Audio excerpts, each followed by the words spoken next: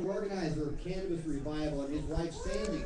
And I was very privileged to be able to help them and to, in the name of the ACLU, to talk with the city of Joplin and persuade them. And it didn't take a lot of persuading. You know, we didn't have to get really heavy-handed. We didn't have to go to court, I'm glad to say. But the threat of going to court was enough to get the city of Joplin to say, all right, we'll give you the permit, leave us alone. And so the event is going on ever since then.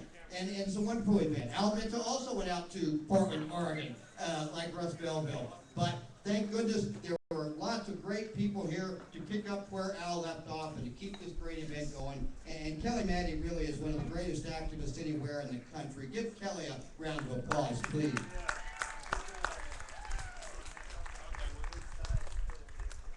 Now I want to talk to you today about some history, some kind of obscure history that's come to light lately, some of it. But there's a very interesting article in the current issue of Cannabis Culture, and a woman out in San Francisco doing some serious historical research about Mark Twain, Sam Clemens, you know Sam from up in Hannibal.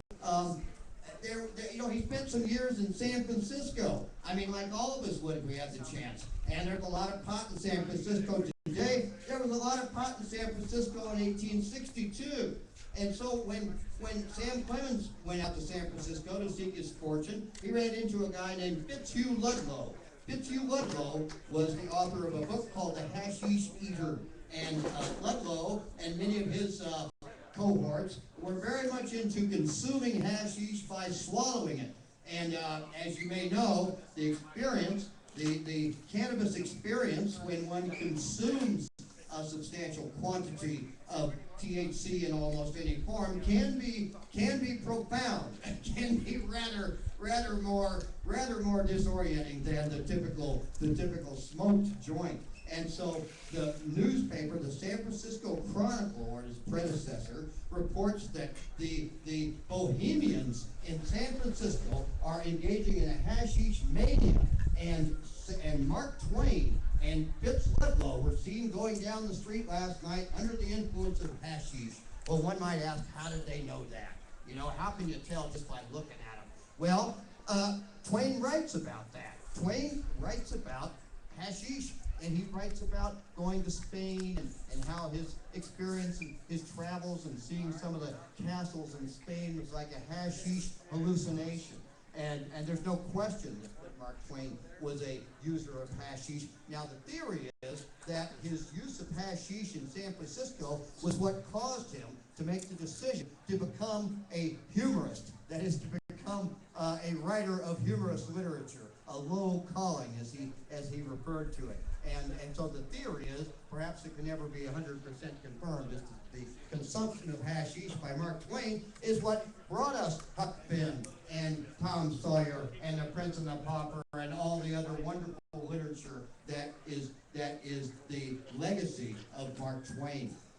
So I'm going to talk to the folks up in Hannibal, the scholars up at the Twain Museum in Hannibal, and let them know about this and see what they have to say. Maybe they can add even more Mark Twain hashish literature. But there's some other interesting history. Dale Geringer, Dr. Dale Geringer, out in Oakland, is the California Normal Coordinator, and he's done some historic research. He's tried to find what are the earliest anti-cannabis laws in America. And so far, in his research, Dale has concluded, and this is rather disturbing news, that the very first anti-marijuana law in America may have been right here in Missouri. In 1897, the Missouri legislature passed a law against hashish dens. And they didn't outlaw hashish at that point. They didn't outlaw marijuana or cannabis in any form at that point, but they outlawed hashish dens. And it's interesting because there were a lot of laws against opium dens being passed around the country, but Missouri tossed in hashish dens. So one wonders, were there really any hashish dens here, or was it like a lot of the other things the Missouri legislature outlaws that don't really exist, but they just don't want to take any chances, and they want to grandstand and demagogue on the drug laws. That's exactly why we wound up with the drug laws we have today, is because of political demagoguery.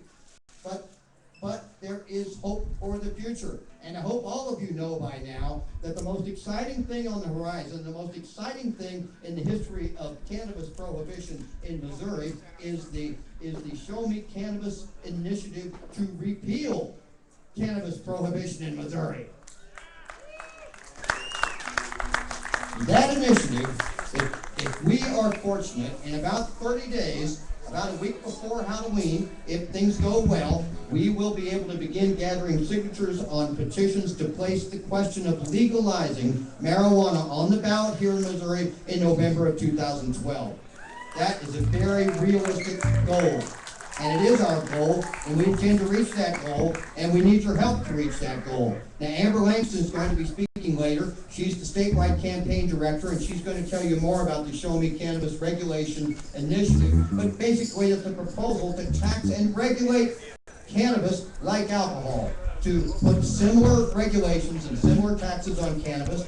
And we think that the people of Missouri are ready for that. The polling has shown some 47% of Missourians are ready to vote for legalization right now. And so if we could just persuade a few more percent to our point of view, we can make this happen, folks. It's within our grasp. And if we don't win in 2012, we'll be back shortly thereafter. But I'll tell you another reason why we think this is possible, because as Russ mentioned, back in 2004, up in Columbia, Amber and I and lots of other folks worked on a campaign to decriminalize marijuana possession through the initiative process, and it worked. And in the same campaign, we effectively legalized the possession of marijuana for medical purposes. And we had tried that 3 times before it finally happened. And the reason it happened in November of 2004 is because that was a presidential election.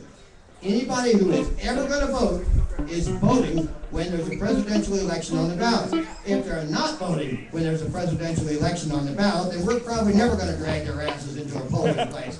But the point is, you don't have to waste your resources on getting out the vote in a presidential election. Those people that are going to vote are already voting. All we have to do is persuade them to vote our way on this issue. And the people who vote in those elections are our people, the younger people, the smarter people, the poorer people in many cases, and the Democrats in many cases, although this is by no means a partisan issue.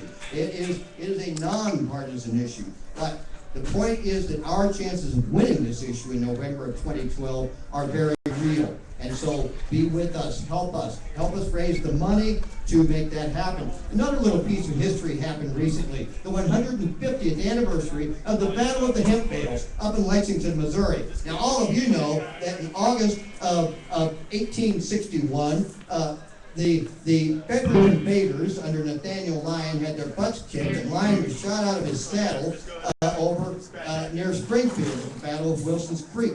And General Sterling Price of the Missouri State Guard, not Confederates, but Missouri State Guard, marched up to Lexington and confronted a force of federal invaders up there. They marched into Lexington, stole all the money out of the local banks, and buried it on a bluff above the river. They cleared off all the trees and the shrubbery and burned some houses and all the cover from around that fort. They dug in. They're professional soldiers. They got artillery pieces and guns, and they know what they're doing. Price marches up from Springfield, from Wilson's Creek, and gathers with him thousands more Missourians. They vastly outnumbered the federal troops. But if Price had rushed that fort, they could have taken it, but it would have been a bloodbath. And to his credit, he did not do that. There was a 3-day standoff. Finally, the Missourians realized that these giant hemp bales, it's harvest time after all, in 1861, just like it is now, and these giant hemp bales lined the streets of Lexington. And the Missourians used these hemp bales as a moving defense. They lined them up at a safe distance from the fort, started rolling them forward, firing over the bales as they rolled them forward. Now, the federal troops, seeing what was happening, they heated up some shrapnel and grape shot, put in their cannons and fired it into the hemp bales. But the Missourians had foreseen this tactic, and they had wet those bales down with water so they would not burn. But if you put red-hot shrapnel in wet bales of hemp, what do you get? Smoke! You get tons of billowing clouds of smoke coming out of those hemp bales. So it provided even better cover for the Missourians then, and despite the fact they were forced to inhale mass quantities of cannabis smoke as they fought, the the Missourians had the courage and the presence of mind and the fortitude to carry the day. And they won that battle, and there were very few casualties for a standoff of some 25,000 or so men. To have only 70 casualties out of the whole battle is incredible, and is a tribute to Price and a tribute to what hemp bales can do. I don't know why we're not using hemp bales today in Iraq and Afghanistan, but if we were using hemp bales, we could have been out of there years ago.